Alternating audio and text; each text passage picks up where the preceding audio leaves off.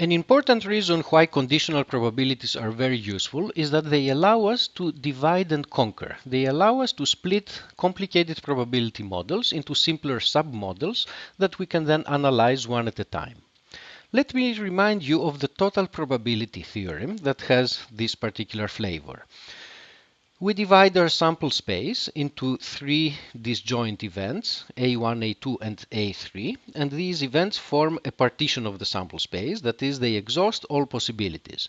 They correspond to three alternative scenarios, one of which is going to occur. And then we may be interested in a certain event B.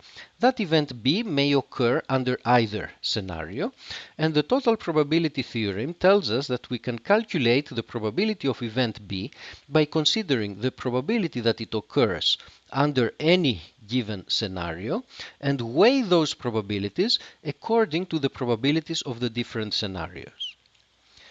Now let us bring random variables into the picture. Let us fix a particular value, little x, and let the event B be the event that our random variable takes on this particular value. Let us now translate the total probability theorem to this situation. First, the picture will look slightly different. Our event B has been replaced by the particular event that we are now considering. Now, what is this probability? The probability that event B occurs, having fixed a particular choice of little x, is the value of the PMF at that particular x. How about this probability here? This is the probability that the random variable capital X takes on the value little x, that's what a PMF is, but in the conditional universe. So we're dealing with the conditional PMF, and so on with the other terms. So this equation here is just the usual total probability theorem, but translated into PMF notation. Now, this version of the total probability theorem, of course, is true for all values of little x. This means that we can now multiply both sides of this equation by x and then sum over all possible choices of x.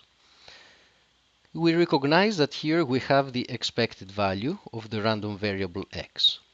Now we do the same thing to the right-hand side. We multiply by x and then we sum over all possible values of x. This is going to be the first term, and then we will have similar terms. Now, what do we have here? This expression is just the conditional expectation of the random variable x under the scenario that event A1 has occurred. So what we have established is this particular formula, which is called the total expectation theorem. It tells us that the expected value of a random variable can be calculated by considering different scenarios, finding the expected value under each of the possible scenarios, and weigh the scenarios according to their respective probabilities. The picture is like this. Under each scenario, the random variable x has a certain conditional expectation. We take all these into account, we weigh them according to their corresponding probabilities, and we add them up to find the expected value of x. So we can divide and conquer.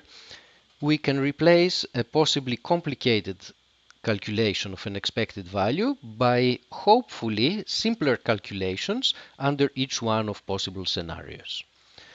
Let me illustrate the idea by a simple example. Let us consider this PMF and let us try to calculate the expected value of the associated random variable. One way to divide and conquer is to define an event A1, which is that our random variable takes values in this set, and another event A2, which is that our random variable takes values in that set. Let us now apply the total expectation theorem. Let us calculate all the terms that are required. First, we find the probabilities of the different scenarios. The probability of event A1 is 1/9 plus 1/9 plus 1/9, which is 1/3. And the probability of event A2 is 2 ninths plus 2 ninths plus 2 ninths, which adds up to 2/3. How about conditional expectations? In a universe where event A1 has occurred, only these three values are possible. They had equal probabilities, so in the conditional model they will also have equal probabilities, so we will have a uniform distribution over the set 0, 1, 2. By symmetry, the expected value is going to be in the middle, so this expected value is equal to 1. And by a similar argument, the expected value of x under the second scenario is going to be the midpoint of this range, which is equal to 7.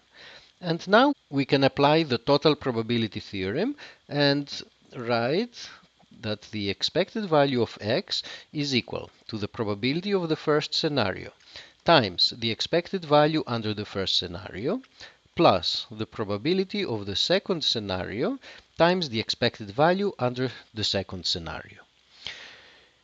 In this case, by breaking down the problem in these two sub-cases, the calculations that were required were somewhat simpler than if you were to proceed directly. Of course, this is a rather simple example, but as we go on with this course, we will apply the total probability theorem in much more interesting and complicated situations.